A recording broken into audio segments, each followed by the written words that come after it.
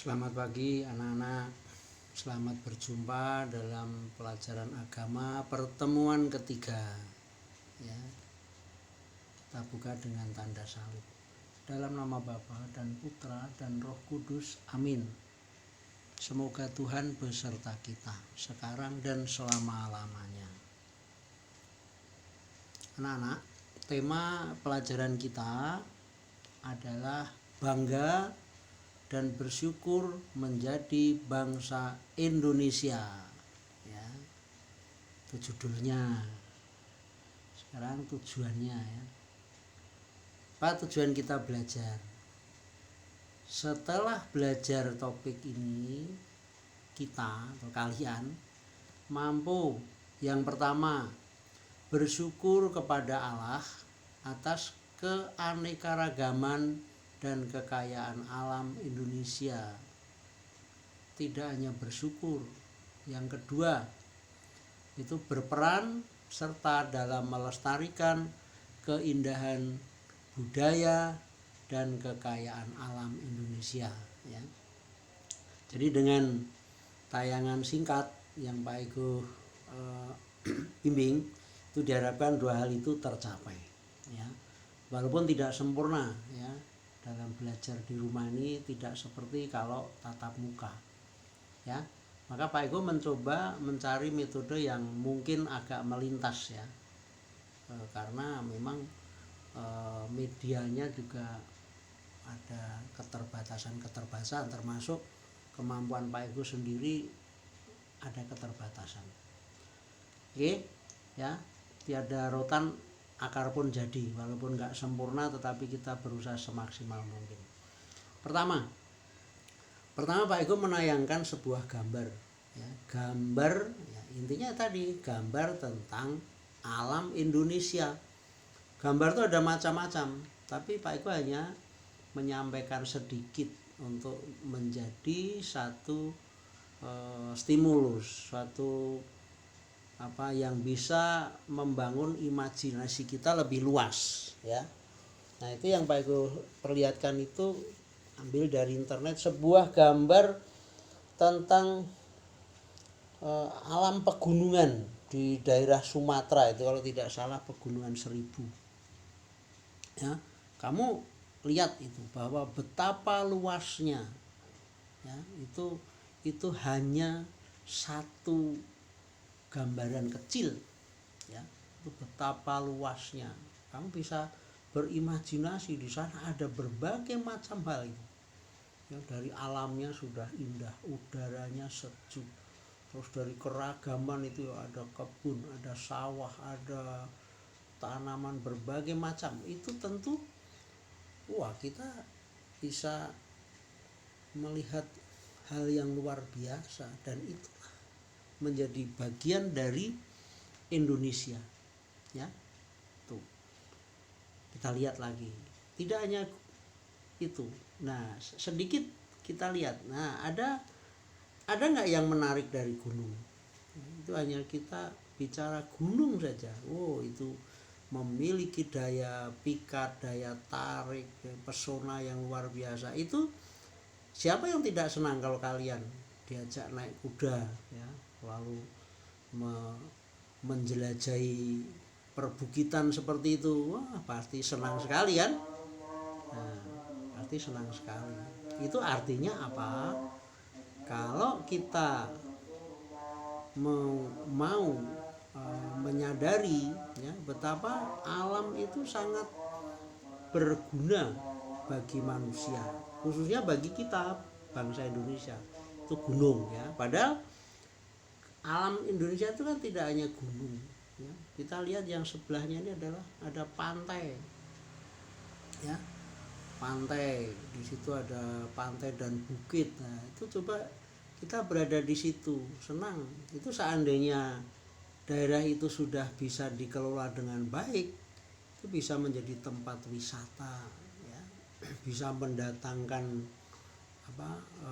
nilai ekonomi yang luar biasa bagi daerah setempat ya. Itu bisa dikunjungi, wisata bisa lokal ya atau domestik, wisata mancanegara. Itu rumah-rumah kecil itu apa adanya aja itu kalau misalnya dipromosikan itu bisa menjadi daya tarik yang luar biasa. Kalau lebih kalau bisa dikelola misalnya menjadi sebuah penginapan, sebuah hotel, wah itu pasti menjadi sangat bermanfaat ya. Itu satu pantai, padahal negara kita ini kan negara kepulauan. Nah kalau diukur tepian pulau itu semuanya pantai, itu kalau dikelola berapa ribu atau mungkin ratus ribu kilometer itu ya.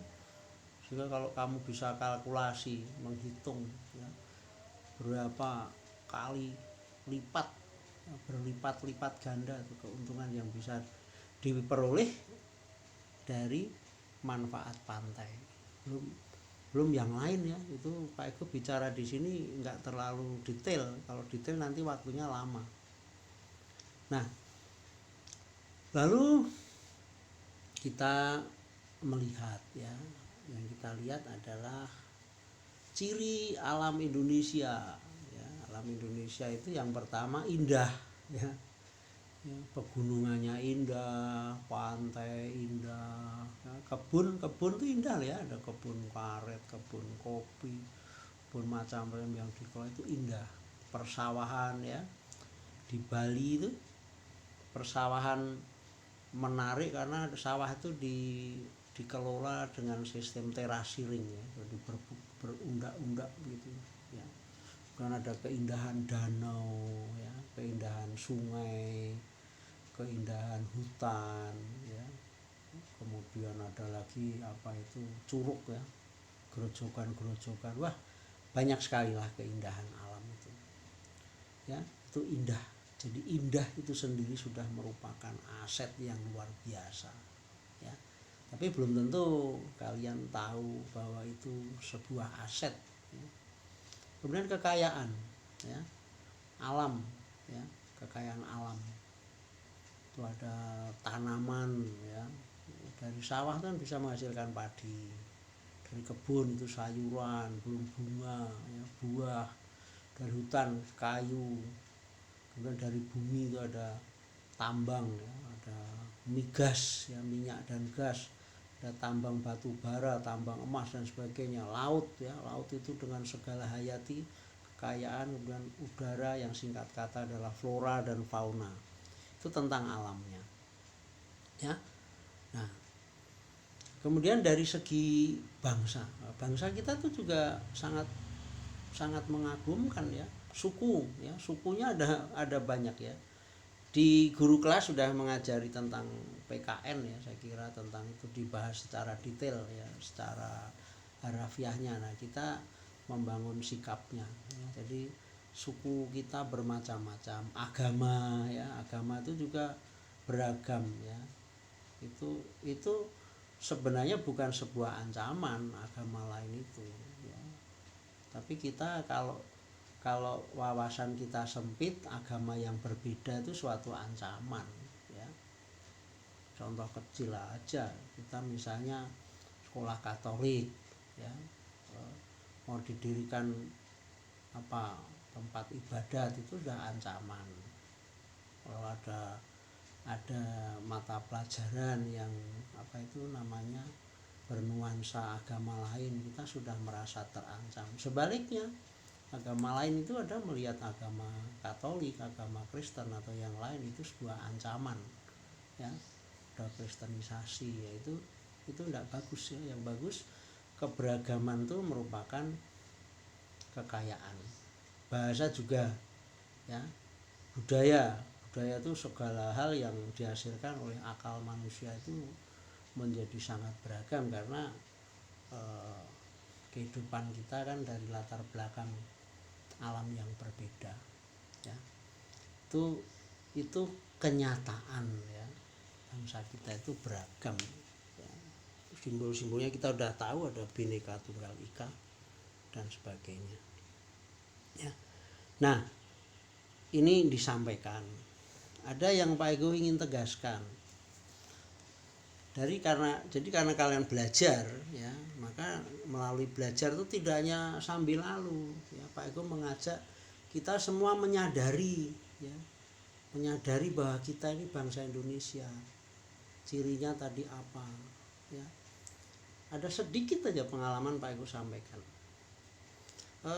Berapa hari lalu Pak Eko ke pasar beli sawi putih ya, tiga apa itu, 3 buah ya, harganya 10.000. Di pasar harganya 10.000 dapat 3. Ya, itu kalau di kebunnya berapa? Murah sekali kan? Berarti nggak sampai 5.000 ya. Nah, siapa yang tertarik bahwa negara kita negara agraris, lalu kita bertani seperti itu ya? Ada yang tertarik jadi pedagang sayur, jadi petani sayur? Saya kira langka ya. Kita nggak sadar bahwa kita ini negara agraris ya. Coba kalau kita menanam tadi tiga sawi putih itu hanya 5.000 ya. Sekarang kalau kita beli HP itu ada yang dibuat di kampung sawah? Nggak ada kan?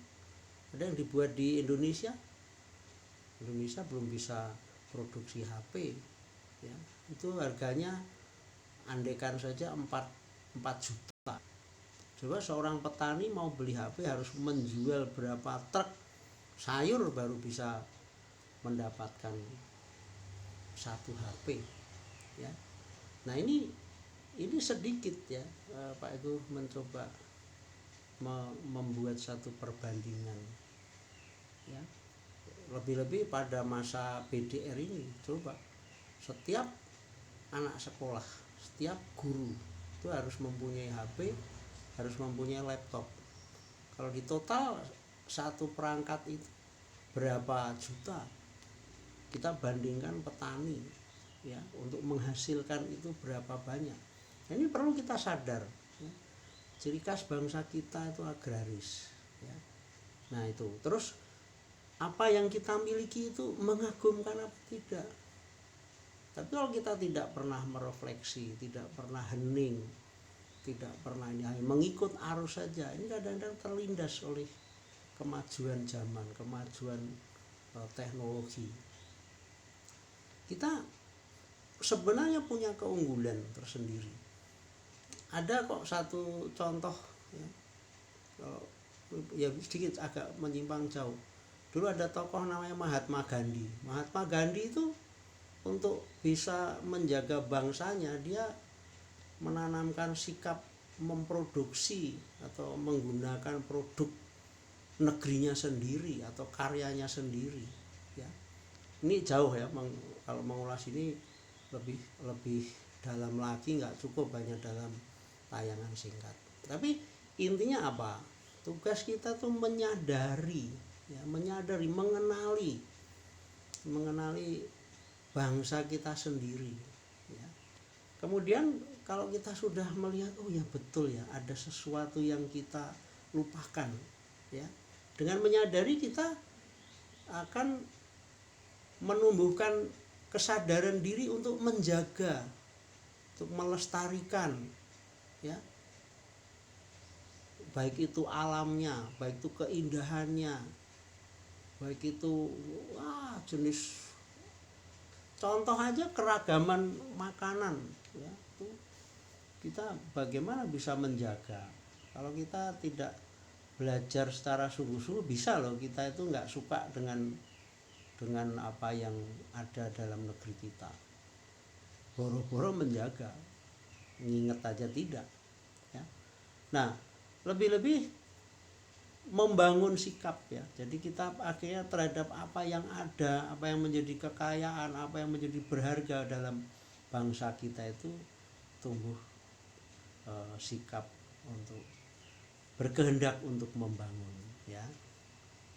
Nih ya, jadi ini singkat-singkat aja ya, belajar begini ya. Nanti kalau udah itu sudah tatap muka. Nah, kalian kan punya buku. Di buku itu ada bacaan kitab suci ya, Kejadian 2 ayat 8. Jadi dengan kita hidup dalam realitas ya, berinteraksi dengan alam, dengan bangsa kita ya, Itu kitab suci itu meneguhkan, ya, menjadikan, ya, menyadarkan sebagai suatu gambaran, ya, gambaran. Jadi Taman Eden itu nggak usah jauh-jauh. Negara kita itu adalah Taman Eden, ya, Taman Firdaus, Taman Surga, ya. Nah, kalau di kitab suci itu menggambarkan tuh ada beragam pohon, beragam tanaman di Taman Eden, manusia ditempatkan di situ. Kemudian ada berbagai binatang, burung, ya, sungai, ada 4 sungai itu, ada sungai Pison, ada sungai Tigris, ada Efrat, ya. Pokoknya kamu bacalah nanti di sana, ya, dengan segala kekayaannya, ya. Nah, dikisahkan di sana manusia itu ditempatkan di taman itu, ya. Nanti coba menghayatinya, kita ditempatkan di Indonesia, kita ditempatkan di alam Indonesia, ya. Tapi jangan sampai kita nggak mengenal alamnya, ya. Nah, manusia itu digambarkan Adam, ya, dan penolongnya. Itu kalau kalian sudah belajar lebih jauh, Adam itu bukan seorang namanya Adam, bukan. Itu adalah gambaran manusia itu seperti itu, dalam kebersamaan itu hadirlah orang lain, ya, penolong, ya. Jadi kenyataan manusia itu saling berantem, saling menindas, ya. Padahal kitab suci mengajarkan manusia itu penolong, sesama itu penolong, ditempatkan di taman itu supaya apa? Supaya segala yang ada itu bisa dikelola dengan baik, ya. Maka tadi, ya, kita harus menyadari itu. Nah, itu aja anak-anak, ya, yang jadi tugasnya di samping keterangan dari Pak Eko ini, kalian membaca dan merenungkan, ya. Kalau tugas-tugas yang di buku nanti bisa dibahas menyusul aja lah, kalau sudah ada tatap muka. Tapi sekarang yang inti-inti aja, ya. Jadi itu gambaran kitab suci. Nah, setelah kalian membaca kitab suci, sedikit Pak Eko beri stimulus tentang apa keadaan alam Indonesia dan seisinya itu, ya, kalian berimajinasi, mengembangkan, lalu nanti tugasnya, ya, ini yang Pak Eko nilai, ya, nanti ditulis aja, ya. Jadi gampang tugasnya, nggak usah susah, yang penting dari tugas itu Pak Eko melatih kamu berpikir, ya. Yang pertama, ya, apakah kamu mengagumi terhadap alam Indonesia? Itu contohnya apa, ya, kayak tadi Pak Eko itu, ya, melihat tanaman, ya, itu waduh, ini sangat mengagumkan, ya. Jadi kekagumanmu terhadap alam Indonesia, ya. Terus budaya, ya. Jadi Pak Eko udah cerita, nanti dikembangkan sendiri, ya. Ini karena apa namanya, pertemuan macam ini Pak Eko nggak ingin berdetail-detail, ya. Kemudian dibaca itu ada apa yang ingin kalian lakukan atas alam Indonesia, ya. Kita bercita-cita, ya, cita-cita itu seperti bintang, nggak mungkin kita sampai ke bintang, ya. Bercita-cita terhadap alam itu kita ingin apa, ya. Mungkin kalian ingin melestarikan apa, namanya keinginan nggak tercapai, nggak, tapi itu tulis, ya. Terhadap budaya Indonesia kamu ingin apa? Ada yang ingin seperti itu, yang Pak Eko pernah kagum itu Menteri Pujiastuti itu bisa menyelamatkan laut Indonesia dari pencurian. Nah, itu kan dia bisa merealisasikan. Nah, sekarang yang sederhana, yang ketiga, apa yang bisa kalian lakukan terhadap alam Indonesia, ya. Mungkin sederhana mencintai makanan Indonesia, ya. Kalau dibelikan apa yang khasnya luar negeri, wah, kok saya nggak milih, aku milih makanan alam Indonesia. Nah, itu yang bisa kalian lakukan.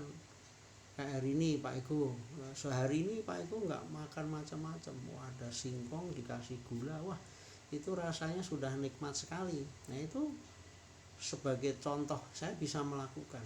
Daripada saya beli pizza, saya mending membuat gemblong, ya. Yang ketiga, budaya, ya, budaya Indonesia, ya. Udah, pokoknya kalian nanti butuh waktu sejenak untuk dikerjakan di kertas seperti biasa aja, di foto. Mudah-mudahan Pak Ego tidak lama lagi bisa membuat classroom Google ya.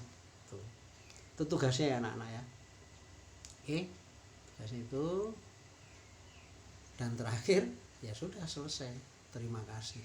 Kita tutup dengan mohon berkat Tuhan. Semoga Tuhan beserta kita sekarang dan selama-lamanya. Semoga kita sekalian, keluarga kita, dan orang-orang yang kita cintai senantiasa dibimbing oleh berkat Allah yang Maha Kuasa. Dalam nama Bapa dan Putra dan Roh Kudus. Amin. Oke, dadah dan selamat beraktivitas yang lain. Amin.